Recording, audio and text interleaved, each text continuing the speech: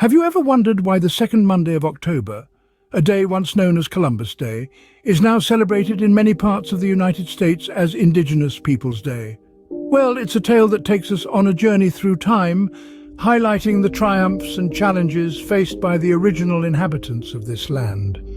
Our story begins in the early 20th century with the introduction of Columbus Day as a national holiday in America. This was a time when the narrative of Christopher Columbus discovering the New World was widely accepted, often overshadowing the rich histories and cultures of the indigenous peoples who had been living on these lands for thousands of years. Fast forward to the year 1977, a pivotal moment in the recognition of Indigenous Peoples Day. It was during the International Conference on Discrimination Against Indigenous Populations in the Americas, held in Geneva, Switzerland, that the idea of replacing Columbus Day with Indigenous Peoples Day was first proposed. The proposal, however, did not gain immediate acceptance.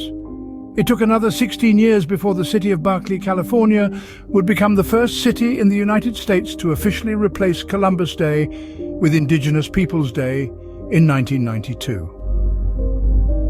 This bold move was a statement of recognition and respect for the rich history and culture of the Native American people. From Berkeley, the recognition of Indigenous Peoples Day began to spread. Today, many cities and states across America have chosen to honor the indigenous peoples of this land on the second Monday of October. This shift in recognition is seen as a step towards acknowledging and rectifying the historical injustices faced by Native American communities. So, what have we learned today? We've discovered that Indigenous Peoples Day originated from a proposal made in 1977 at an international conference.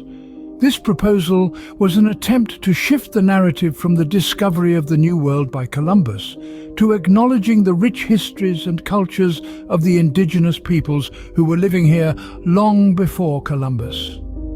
We've also learned that the city of Berkeley, California, was the first in the United States to officially recognize Indigenous Peoples Day in 1992, setting a precedent for other cities and states to follow. Today, the celebration of Indigenous Peoples Day continues to spread across America, symbolizing a shift towards a more inclusive and accurate representation of history. This journey of recognition is far from over, but it's clear that every step taken towards acknowledging and honoring the indigenous peoples of this land is a step in the right direction. It's a testament to the resilience and strength of these communities and a reminder of the rich tapestry of cultures that make up the history of this land.